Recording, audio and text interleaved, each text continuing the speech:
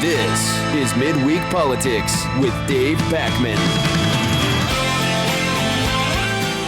Welcome back to Midweek Politics. I'm David Pakman. Check us out on Twitter and YouTube, and of course, make sure you're getting our members-only podcast.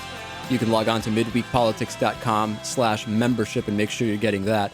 I have to issue a formal, not apology, but I want to take back my comments that I made on our Facebook page to fellow radio host, conservative radio host Michael Coolidge. The other day, when we posted about Basil Marceau, he posted and said, "Hey, David, who would you rather vote for, Basil Marceau or Alvin Greene?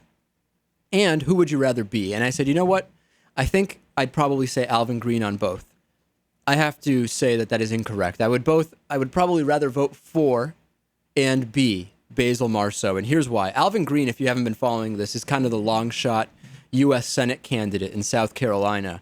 And first of all, he kind of won the Democratic primary. He didn't kind of win. He won the Democratic primary amid some controversy. He won by quite a bit, and he didn't really do too much campaigning. And it's not that clear whether people were just really into him, whether there were some kind of inconsistencies with the voting machines. Be that as it may, he was indicted the other day on 2 charges, including a felony charge of showing pornography to a South Carolina college student. Reporters decided to go to his house to talk to him shortly after the indictment. Annoying, but hey, perfectly reasonable. And here's what they say. They say, "I'd like to talk to you." And then he says, I don't really want to talk. I'm summarizing. Let's take a listen to what happened. When we knocked at his door on this rainy night in Manning, South Carolina, Alvin Greene didn't feel much like talking. Can I just ask you if you're going to keep it? Are you going to stay in the race, Alvin? Yes. You are? Yes. How can you do that? Leave the public. Go away.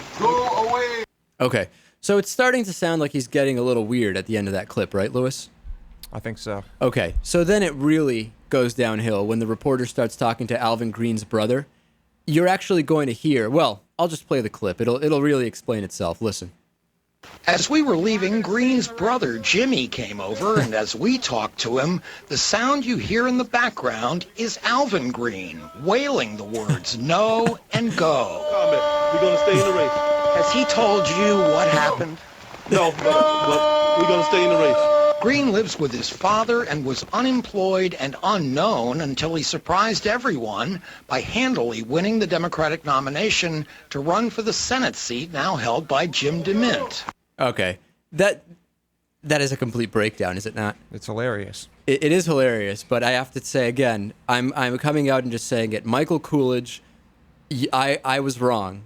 I would both vote for and prefer to be Basil Marceau, given the choice with Alvin Greene. I'm changing my answer. Good decision. It is, right? I think so.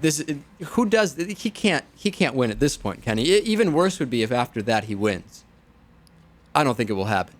Right. I don't want, for the sake of the people, for the sake of the constituents, I don't want that to happen. Also, Ben Quayle is running in Arizona. Yes, it's the son of former Vice President Dan Quayle. Take a listen to his campaign commercial. It's pretty funny. Barack Obama is the worst president in history. And my generation will inherit a weakened country. Drug cartels in Mexico, tax cartels in D.C. What's happened to America? I love Arizona. I was raised right. Somebody has to go to Washington and knock the hell out of the place. My name's Ben Quayle, and I approve this message. Okay, the visual is just as good, by the way. I encourage you to check it out. So I did a little looking around about Ben Quayle's candidacy. It's really pretty hilarious. He's got these glossy campaign photos where he's pictured with some kids. The obvious implication is that they're his kids. They're not. It's rent-a-kids in his campaign pictures. They're not even his actual kids. And, the whole campaign is portrayed to make him seem like a longtime Arizonan, an accomplished attorney, a family man. And again, to call them exaggerations may be an understatement. Like I said, they weren't his kids in the pictures. He is a political newcomer. He has held 3 jobs in 4 years. And this is pretty interesting. He apparently was a contributing writer to Dirty Scottsdale, which is a sex-themed porno website. That's porno with an E on the end, in case you were wondering, which covered the club scene in his adopted hometown before it turned into the national gossip site TheDirty.com. So at first, Quayle is asked about it, and he denies the claim. He said, Eventually, though, that he was not involved with the site, he said. And then eventually, hours later, he said, actually, I was writing on there to try to drive some traffic to the site. I mean, it sounds like a Saturday Night Live skit, does it not? The kids aren't his. He's writing for porno sites. The advertisement, the campaign ad, sounds like a mockery of itself. The campaign, if you were to parody a That's campaign exactly ad, what it would be. It would not sound any different. Who starts a campaign ad like that? Like, Barack Obama is the worst president in history. Yeah, and he has the same look and demeanor as his father. You'll understand what I mean if you look this up. And, wasn't his dad actually the worst vice president? That seems like a real question to ask. Here's a few quotes from Dan Quayle. These are great. The Holocaust was an obscene period in our nation's history. No, not our nation's, but in World War II. I mean, we all lived in this century. I didn't live in this century, but in this century's history. That's an actual Dan Quayle quote, Lewis. It has not been doctored. I've seen the highlight reels of Dan Quayle, of his zingers. Here's another. I have made good judgments in the past. I have made good judgments in the future. That's a real Dan Quayle quote. And he says, Ben Quayle says he was raised right. And you have to assume his father was part of that. To the United Negro College Fund, he said their slogan was, "A mind is a terrible thing to waste." And he said, you take the UNCF model that what a waste it is to lose one's mind, or not to have a mind is being very wasteful. How true that is. That's an actual Dan Quayle quote. And lastly here, on talking about Mars, I guess he didn't get the memo at all about basic astronomy. He said, Mars is essentially in the same orbit as Earth. Mars is somewhat the same distance from the sun, which is very important.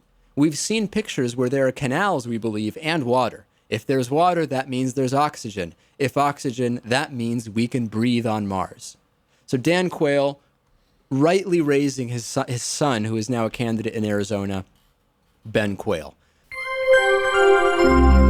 Midweek Politics is made possible in part by CSR Wire, the corporate social responsibility newswire at csrwire.com, by DIF Design, specializing in custom business websites at difdesign.com. To find out more about underwriting Midweek Politics, visit midweekpolitics.com.